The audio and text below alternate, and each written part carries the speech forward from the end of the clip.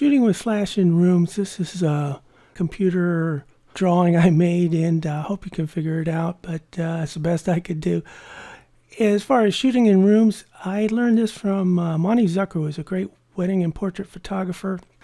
Instead of squaring people up against the back wall, you shoot into a corner of the room where the two back walls meet.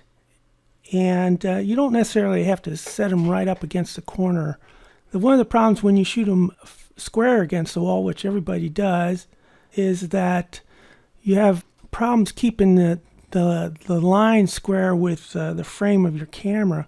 If you tilt the camera down a little bit, or if you tilt it up a little bit, then the lines aren't square in the camera, and it just doesn't look right.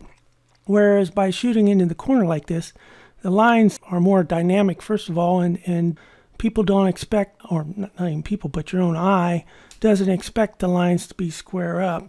So that's a big advantage. And then the other advantage is that you don't get reflection coming back into the camera, like if you had a mirror or a window.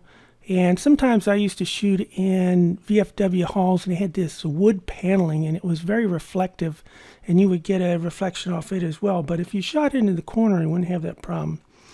And lastly is when doing bounce photography.